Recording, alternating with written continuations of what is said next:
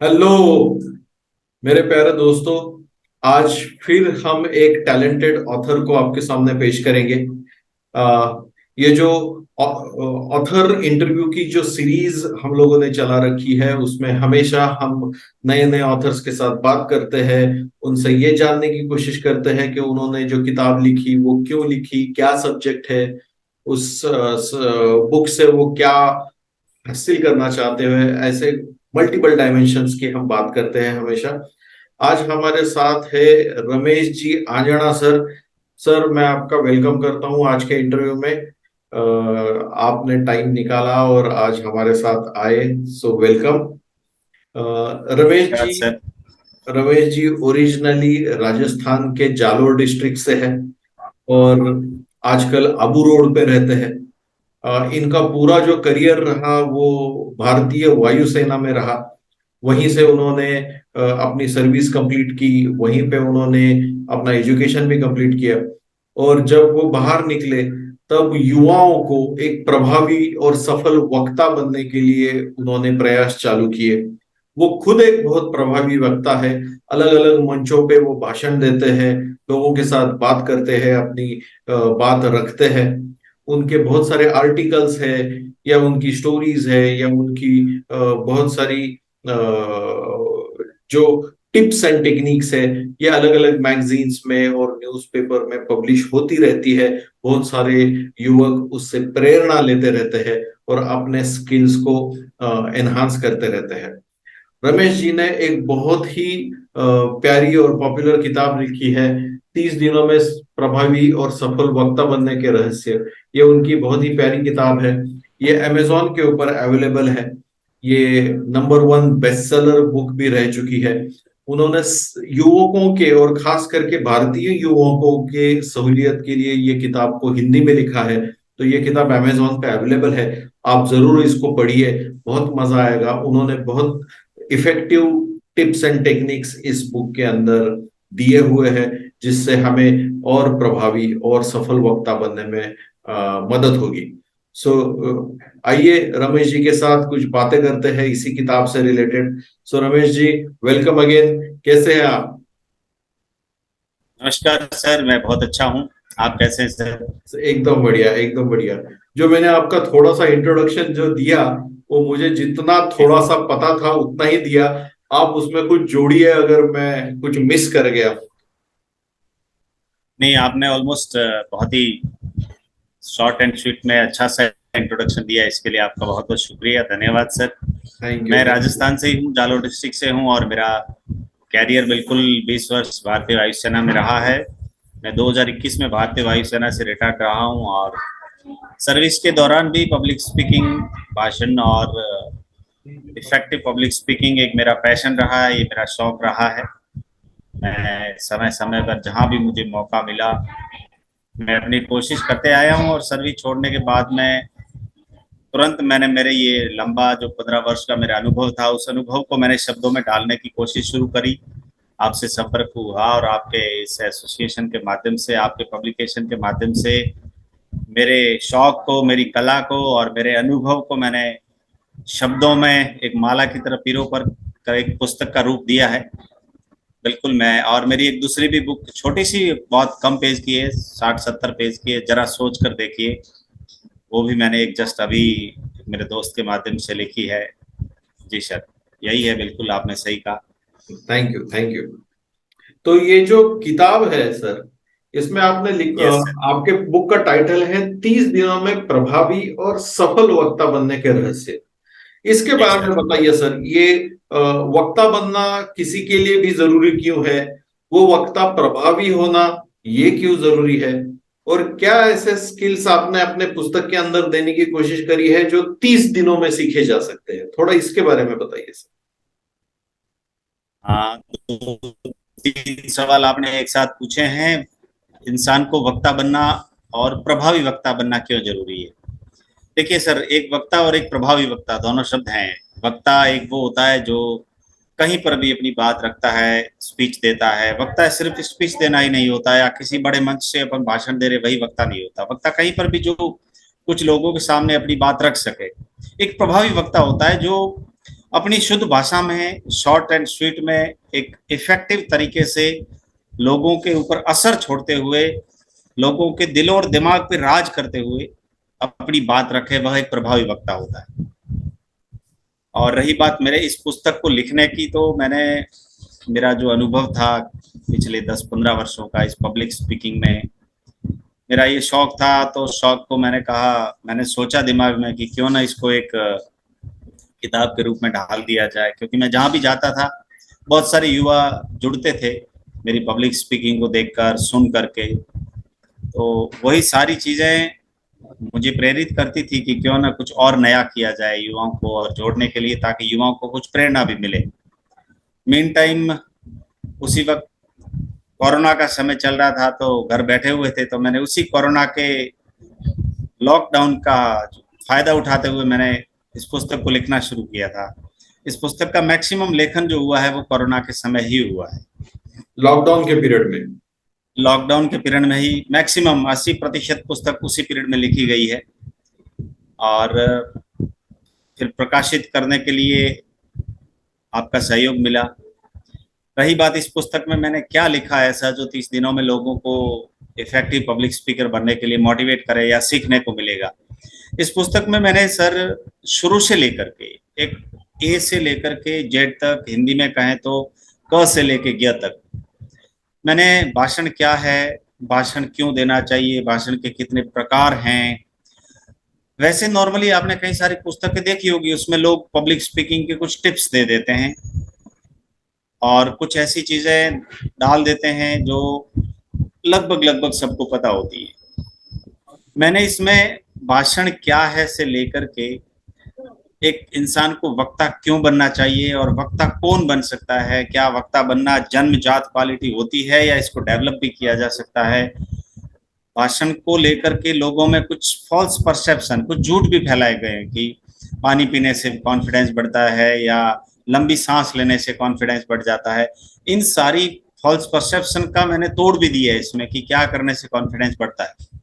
कुल मिलाकर कहें तो एक एक टिप्स को, भाषण के प्रकार, भाषण को एडिट कैसे करें, फॉर्मेट कैसे करें, प्रैक्टिस कैसे करें, लोगों की जिस जिस सभा में जा रहे हैं या जिस तरीके के मंच पे जा रहे हैं उसी तरीके का भाषण अपन कैसे तैयार करें। वक्त श्रोताओं को जानना जरूरी है, लंबे समय तक श्रोताओं को कैसे अपन खींच के और बांध के रख सकते हैं। मंच पर जाते वक्त कौन से शब्द और कौन से वाक्य जो बोलने चाहिए और नहीं बोलने चाहिए, हमारे फिजिकल अपीयरेंस और फिजिकल गेटअप को लेकर किन किन बातों का ध्यान रखना चाहिए, मंच पे एंट्री करते वक्त किन बातों का ध्यान रखना चाहिए, भाषण की शुरुआत कैसे करनी चाहिए, भाषण के बीच में हमें क्या बोलना चाहिए, भाषण का जब हम अंतिम रूप दे रहे हैं या समापन कर रहे हैं तब ऐसी क्या चीज बोलनी चाहिए ताकि लोग इतने प्रेरित और मोटिवेट हो जाएं कि नेक्स्ट टाइम भी उस कार्यक्रम में हमें बुलाएं एज ए स्पीकर। इस तरीके से मैंने काफी सारी चीजें सर इसमें डालने की कोशिश करी और सबसे खास बात है कि मैंने इसमें 30 सूत्र डाले जो मेरे खुद के लिखे हुए हैं। अच्छा। वो सूत्र एक दोहे के रूप में है, वो बहुत इंपॉर्टेंट है। वो है तो एक जैसे रहीम और कबीर के दोहे थे, उन दोहे के फॉर्मेट में, लेकिन पढ़कर उनका अर्थ समझ कर यदि उनको हम अप्लाई करते हैं तो एक नए और लर्निंग स्टेज में चलने वाले पब्लिक स्पीकर के लिए बहुत हेल्पफुल हो सकते हैं। तो इस तरह से मैंने बहुत सारी चीजें इंक्लूड करने की कोशिश करी है जितना मेरा अनुभव था, और टोटली ऑन प्रैक्टिकल बेसिस मेरा जो अनुभव था वही मैंने इसमें डालने की कोशिश करी है सर। Great great great.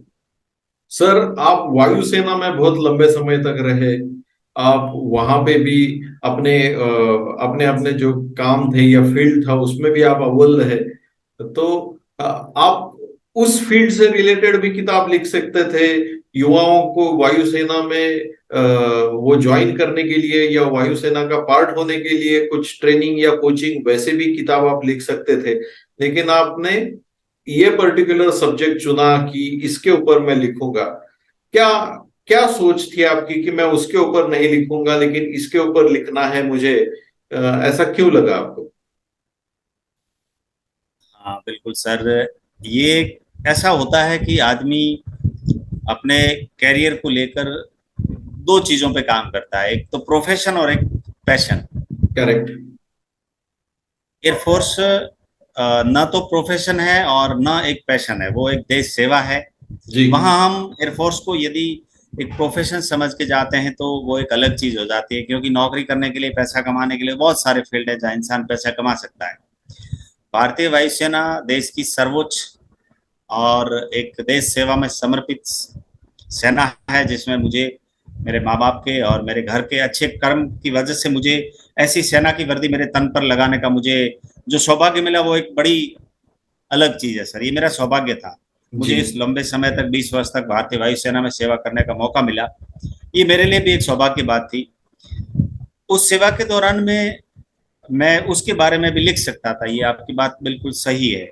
और उस फील्ड से रिलेटेड मैं जगह जगह जाकर के कैरियर गाइडेंस के कैंप करना, एयरफोर्स आर्मी नेवी के बारे में ज्वाइन करने के लिए युवाओं को मोटिवेट करना, ये सारी चीजें कर रहा हूँ पैरेलली। लेकिन अच्छा। एक मेरा पैशन था। जीवन में आदमी हमेशा अपने पैशन को ज्यादा फॉलो करता है। करेक्ट। आदमी का जो शौक होता है, पैशन होता है, इंटरेस्ट होता है, वो नींद में भी उसी को गुनगुनाता रहता है। तो एयरफोर्स में भी हमारे वहां भी, जहां भी बड़े बड़े कार्यक्रम होते थे या कोई कल्चरल एक्टिविटीज होती थी, ऐसी चीजें होती थी, तो ऑलमोस्ट एंकरिंग वगैरह करने, मन संचालन करने या ऐसी कुछ चीजें प्रेजेंट करने के लिए अक्सर मुझे मौका मिलता रहता था। तो वहां पर भी मेरी इस कला को निखारने का मुझे बहुत अच्छा अवसर मिला। जी जैसे ही मुझे मौका मिला एयरफोर्स में रहते हुए, ज्यादा तो मैं उस सर्विस के बारे में इस मंच पे आपको डिस्कस नहीं कर सकता, बिकॉज देश की डिफेंस सर्विसेज से रिलेटेड हमारे ऊपर बहुत सारी चीजें हमें ध्यान रखना जी पड़ता है। जी जी हाँ, तो उस सर्विस में रहते हुए एक पुस्तक छापना मेरे लिए इतना इजी नहीं था, सिविल प्लेटफॉर्म पे आना। जी जैसे ही मैं रिटायर हुआ, वहां से रिटायर होने के बाद में भी मैंने मेरे पैशन को फॉलो किया, और बाहर आते ही फिर मैंने कोरोना काल में, मैंने कहा समय कोरोना काल के जस्ट बाद में मैं रिटायर होने वाला था, तो मैंने मेरे पैशन को फॉलो करते हुए इसे लिखना शुरू कर दिया।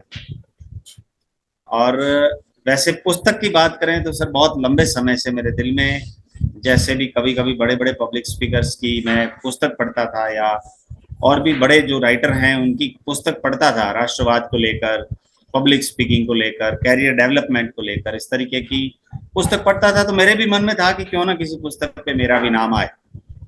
सपना रहता है, हर किसी को अच्छा लगता है सर। सही कहा तो आपने। सपने को, अपने उस सपने को फॉलो करते हुए, पैशन को फॉलो करते हुए, मैंने कोरोना काल का फायदा उठाया और इस पुस्तक को लिख डाली सर। चलो बढ़िया। जी जितने भी युवा हैं जिनको एक प्रभावी वक्ता बनना है, और वो कुछ ढूंढ रहे हैं कि मुझे कहीं से कुछ मिल जाए ताकि मुझे भी कुछ सीखने का मौका मिले, अगर जी। ऐसे किसी युवा के हाथ में आपकी किताब पड़ती है तो क्या फायदा होगा सर उसका? क्या मिलने वाला है उसको आपकी किताब में? पब्लिक स्पीकिंग, जो लर्नर हैं, जो नए नए लर्नर्स हैं, सीखने वाले युवा हैं, उसमें भी दो तरीके के युवा हो सकते हैं। एक तो जो पब्लिक स्पीकिंग, भाषण की कला सीखना चाहता है, उसने शुरुआत ही नहीं करी है। एक वो है जिसने कई मंचों पे जाना, मन संचालन करना, या किसी मंच पर कोई उभरता हुआ राजनेता है, या उभरता हुआ कोई पब्लिक स्पीकर है, या कोई एंटरप्रेनर है, वो कहीं ना कहीं किसी मंच पे अपनी बात रखना शुरू कर चुका है। अब जो लर्नर है, जो जिसने शुरुआत में ही एक पुस्तक हाथ में पड़ गई है, अब उसके लिए तो ये एक रामबाण है सर। वो नॉर्मली क्या होता है कि हम सीधा यदि ये कहें कि हम हिंदी लिखना शुरू कर दें, तो हिंदी लिखना शुरू नहीं होगा हमसे।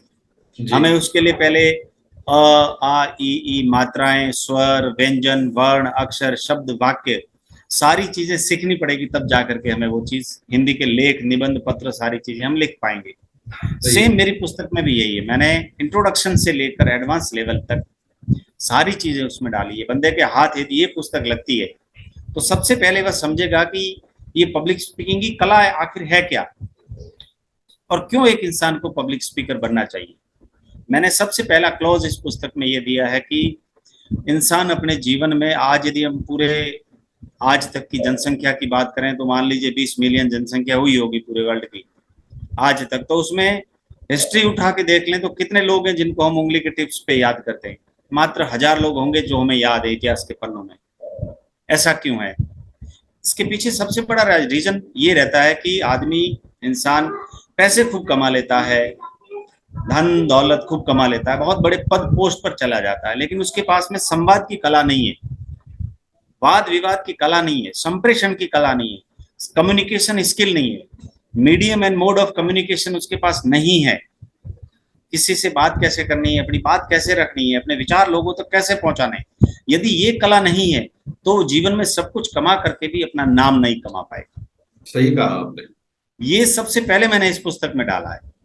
ये हो गया एक पुस्तक का इंट्रोडक्शन। जब ये इंसान पढ़ता है तब उसके दिमाग में पब्लिक स्पीकिंग को लेकर एक बहुत बड़ी आग पैदा हो जाती है सर, कि मुझे भी पब्लिक स्पीकिंग सीखनी है और सीखनी पड़ेगी। इस तरीके से मैंने इस पुस्तक में शुरुआत करी है कि भाषण क्या है, भाषण को कैसे सीखना है, भाषण के प्रकार क्या हैं, लिखना है तो कैसे लिखना है, लिखकर उसको फाइनल प्रारूप देने के लिए एडिटिंग और फॉर्मेटिंग कैसे करनी है, सारी की सारी चीजें बेसिक में दी है। फिर थोड़ा एडवांस लेवल, देन और एडवांस लेवल मैंने इसमें दिया है।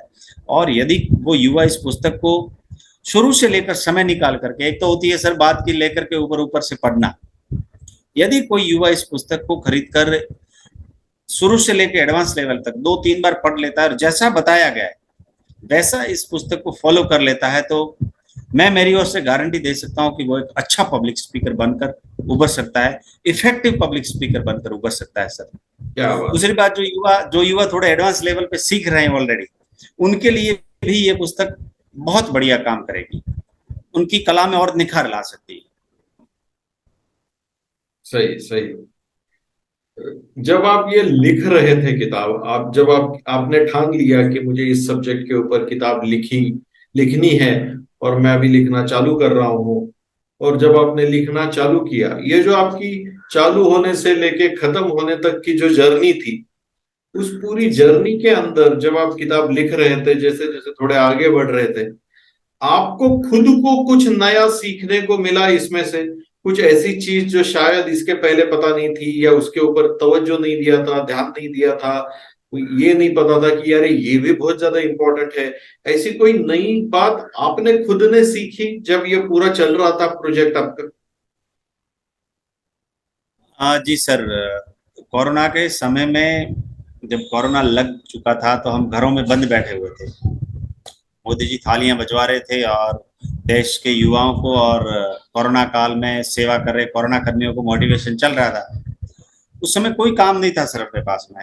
बहुत समय से मेरी जिद थी कि मैं एक पुस्तक लिखूं, लेकिन अक्सर चाहे कोई कितना भी बड़ा मोटिवेशनल स्पीकर हो या बड़ा आदमी हो, लेकिन किसी भी कार्य को शुरुआत करने के लिए उसे कुछ न कुछ इग्नाइटेड पॉइंट चाहिए होता है। मैं उस समय कोई काम था नहीं, लोग फेसबुक और व्हाट्सएप बैठ करके देख रहे थे। मैं शुरुआत करना चाह रहा था इस पुस्तक की, पेपर और पेन उठाकर मैं लिखता था। मैंने कलम और पेज उठाकर लिखना शुरू किया था कि मैं लिखूंगा। मीन टाइम मैंने अपने कैलाश पिंजरानी साहब का एक कोर्स देखा, फेसबुक पे उनका एडवर्टाइजमेंट चल रहा था, तो मैंने उस कोर्स में एनरोलमेंट कर लिया। मैंने कहा चलो एक पुस्तक कैसे लिखते हैं, वो भी ऐसे बता रहे थे कि पुस्तक की फॉर्मेटिंग कैसे करनी है, पुस्तक कैसे लिखनी है, बिना राइटिंग किए भी आप लिख सकते हैं ऐसे करके। जी। तो मैंने वो कोर्स बाय कर लिया। मैंने कहा चलो अपने पे भी 3-4 हजार रुपए खर्च कर लेते हैं। मैंने वो कोर्स बाय किया। मुझे लिखने को लेकर मेरे पास में सबसे बड़ा डाउट ये था कि क्या मैं किताब को पेन कलम लेकर कागज पे लिखूंगा तो 200-300 पेज कब लिख पाऊंगा। जी। फिर मेरे दिमाग में एक टाइटल सिलेक्शन को लेकर दिमाग में चल रहा था कि वैसे तो पब्लिक स्पीकिंग पर खूब सारे टाइटल हैं, टाइटल सिलेक्शन का अपन क्लियर सिलेक्शन कैसे करें जो एक अच्छा टाइटल हो। फिर पुस्तक का फॉर्मेट कैसे तैयार करें, इसको प्रारूप कैसे दें, प्रिंटिंग कैसे करवाएं, ये सारी चीजें भी चल रही थी दिमाग में। मैंने वो कोर्स बाय किया, तो उस कोर्स को मैंने पूरा सीखा 2-3 बार। उसमें मुझे नई चीजें ये पता चली कि आजकल राइटिंग के सॉफ्टवेयर भी आ गए। जी। उस कोर्स में मुझे ये बताया गया कि गूगल डॉक्स का उपयोग करके आप वॉइस टाइपिंग के जरिए अपना हेडफोन लगाकर बोलते रहो, कंप्यूटर आपके लिए टाइप करता जाएगा। इस तरीके का सॉफ्टवेयर मुझे मिला। फिर उन्होंने उसमें टिप्स बताए कि हम कैसे बुक की फॉर्मेटिंग कर सकते हैं, एक बुक का प्रारूप कैसे तैयार कर सकते हैं, टाइटल का सिलेक्शन कैसे कर सकते हैं। इस तरीके की मुझे बहुत सारी चीजें इस मेरी जर्नी के दौरान सीखने को मिली। जी हाँ, वो कोर्स मिलने से पहले मैंने बहुत सारा रिसर्च किया, गूगल पे, यूट्यूब पे उधर उधर ढूंढा। और भी बहुत सारे लोग हैं जो यूट्यूब पे भी ज्ञान देते रहते हैं, उनका भी मैंने कुछ न कुछ उनसे भी सीखने की कोशिश करी। लेकिन मुझे परफेक्ट जो चीजें हाथ लगी वो कैलाश पिंजरानी साहब के उस कोर्स से मुझे हाथ लगी, और उससे मुझे बहुत कुछ सीखने को मिला।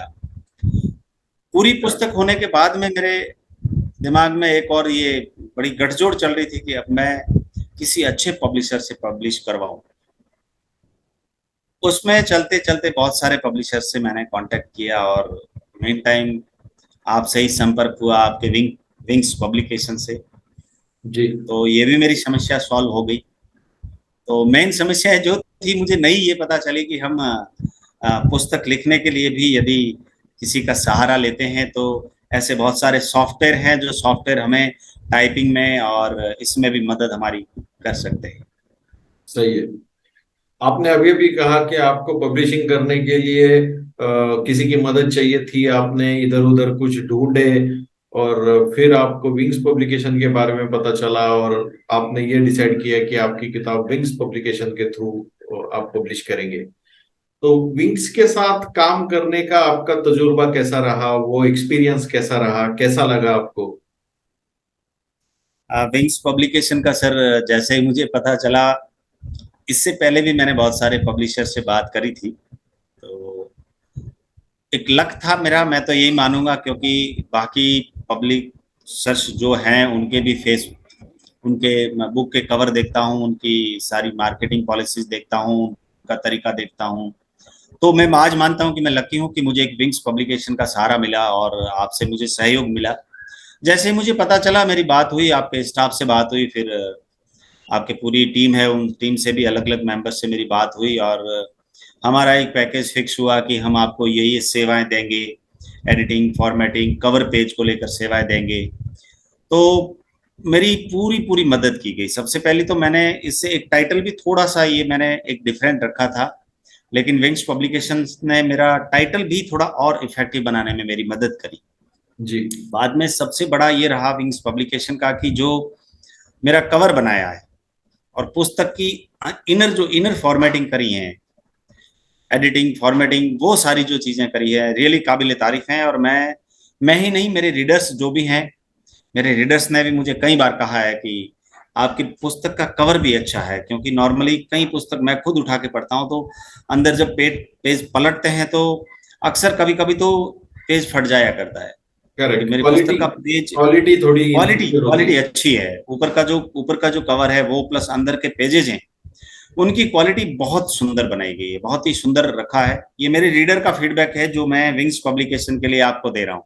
थैंक यू क्योंकि सर। मेरी पुस्तक मैं तो एक आध बार ही पढ़ा हूँ, कभी मुझे हेल्प लेनी होती है तो। बाकी मेरे रीडर ने मुझे बहुत अच्छे से इस बारे में कहा। तो विंग्स पब्लिकेशन से मुझे टाइटल क्लियर को लेकर के और मेरा पेज कवर को लेकर, और पेज कवर को लेकर के भी ऐसा नहीं कि मैं मेरी मर्जी से, मुझे फोटो शूट करने में कि आप ऐसा फोटो शूट करें, उसमें भी मेरे को गाइड किया गया। फोटो कैसे सेंड करने हैं, because I was not so much technically sound, मैं, मुझे कंप्यूटर और टेक्निक का इतना ज्ञान नहीं था। तो मुझे फोटो भी जिसकी एमबी कम ना हो उसको भी कैसे मेल के जरिए, डॉक्यूमेंट के जरिए भेजना है, वहां से लेकर के फोटो शूट से लेकर के एडिटिंग से लेकर के 2 3 4 बार अलग अलग मुझे कवर भेजे, उनसे लेकर के। और मुझे भी क्या है कि जब चीजें अच्छी नहीं होती तब तक मुझे पसंद नहीं आती हैं। मैंने कई बार आपकी टीम से फोटो चेंज करवाया, यहाँ ये कर लो, नहीं मुझे ये पसंद नहीं आया। लेकिन एक बार भी मुझे ऐसा नहीं लगा कि मैं आपसे परेशान हो रहा हूँ या आप मेरे से परेशान हो रहे हैं, या मेरी आपकी टीम मुझसे परेशान हो रही है कि ये बंदा बार बार इतनी चेंजेस क्यों करवाता है। जी। उस चीज को लेकर पूरे कुल मिलाकर के ये कहें कि अपना आपस का कॉपरेशन, अपना आपस का डीलिंग, बुक को लेकर के editing, formatting, cover page designing, delivery, marketing, सारी चीजों को लेकर के सारी चीजें अच्छी रही। मुझे कुल मिलाकर के it was good and best experience from your thank you sir. Publication. Thank you, thank you. Thank you, thank you. अभी आप युवाओं के स्किल्स के ऊपर काम कर रहे हो और खास करके उनको एक प्रभावी वक्ता बनने के लिए उनको मदद कर रहे हो। जी तो सर। जितने भी लोग हैं, मैं सिर्फ युवा नहीं बोलूंगा, मैं बोलूंगा जनरली जितने भी लोग हैं जिनको एक वक्ता बनना है या उनको एक प्रभावी वक्ता बनना है, तो इतने साल के अनुभव के बाद आप उनको क्या टिप्स देंगे कि ये 2 4 टिप्स आप जरूर करिए ताकि आपको एक अच्छा वक्ता बनने में मदद मिलेगी? ऐसे क्विक क्विक कुछ 2 4 टिप्स उनके लिए कुछ है आपकी तरफ से? हाँ जी सर, देखिए, एक क्या होता है कि सर, एक तो हम ऊपर ऊपर की चीजें देख लेते हैं, जैसे आपने कहा कि कोई अच्छा कुछ जीवन में करना चाहता है इस फील्ड में, स्पेशली पब्लिक स्पीकिंग के फील्ड में, बिना मरे स्वर्ग दिखता नहीं है सर। मेहनत तो बहुत ज्यादा लगानी पड़ती है यदि हमें जीवन में कुछ अच्छा करना है तो। एक पुस्तक को फॉर्मेट तैयार करने के लिए, एक पुस्तक पे मेरा नाम छापने के लिए और एक अच्छी युवाओं के लिए पुस्तक तैयार करने के लिए मुझे, ये 17वां साल चल रहा है जब मैं लगातार माइक हाथ में पकड़े हुए हूँ। जी 17 साल से मैं मंच पर हूँ। जब मैं मेरी मेरी प्रस्तुतियां मैं देते आया हूँ, चाहे एंकरिंग को लेकर, मंच संचालन को लेकर, राष्ट्रवादी वक्ता को लेकर, हिंदी भाषा को लेकर, कविताएं को लेकर, कुछ भी चीजें जहां जहां मुझे मौका मिला हो, 17 साल से मंच पे हूँ, तब जाकर के मेरा ये जो अनुभव था, इस अनुभव को मैंने शब्दों में ढाला। एक लंबी मेहनत लगी। यदि आज के युवा या कोई भी प्रतियोगी परीक्षाओं की तैयारी करने वाले अभ्यर्थी हो, विद्यार्थी हो, या कोई भी बिजनेसमैन हो, जो भी पब्लिक स्पीकिंग सीखना चाहता है, उसको एक चीज ध्यान में रखनी पड़ेगी कि इस चीज का कोई शॉर्टकट नहीं है सर। और ये चीज बहुत ज्यादा प्रैक्टिस मांगती है। जी और प्रैक्टिस भी, अक्सर कहते हैं कि परफेक्ट प्रैक्टिस, वो कहते हैं कि practice makes a man perfect. नहीं, correct. Perfect practice makes a man perfect. सिर्फ प्रैक्टिस करने से काम नहीं चलेगा। लोग कहते हैं कि शीशा के सामने खड़े होकर के ये कर लो, लंबा पास सांस लेके, पानी पी के, दोनों पैरों पे खड़े होकर के पर्ची लिख के ले जाओ, उससे देखकर पढ़ लेना भाषण देने के तरीके। ये सारे के सारे मैं मानता हूं कि टिप्स हैं जो हवाई हवाई टिप्स हैं। यदि किसी को एक अच्छा पब्लिक स्पीकर बनना है, प्रभावशाली पब्लिक स्पीकर बनना है, और एक ही झटके में पूरी दुनिया में अपना नाम कमाना है, ऐसा पब्लिक स्पीकर बनना है, तो उसको कुछ पुस्तकों का सहारा लेना पड़ेगा, कुछ वीडियो कोर्सेज का सहारा लेना पड़ेगा, कुछ अच्छी techniques and tips and tricks और प्रैक्टिस का सहारा लेना पड़ेगा, और इसके लिए एक वक्त देना पड़ेगा सर।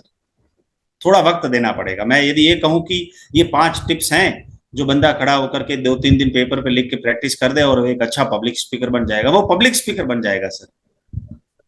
पब्लिक स्पीकर बन जाएगा, गली मोहल्ले में खड़ा होकर के 10-15 लोगों के सामने दुनिया भर की बातें कर लेगा। बट एक effective and successful public speaker, प्रभावी और सफल वक्ता बनना चाहता है, तो उसको कुछ पुस्तकों का सहारा लेना पड़ेगा, कुछ अच्छी पुस्तकों का सहारा लेना पड़ेगा।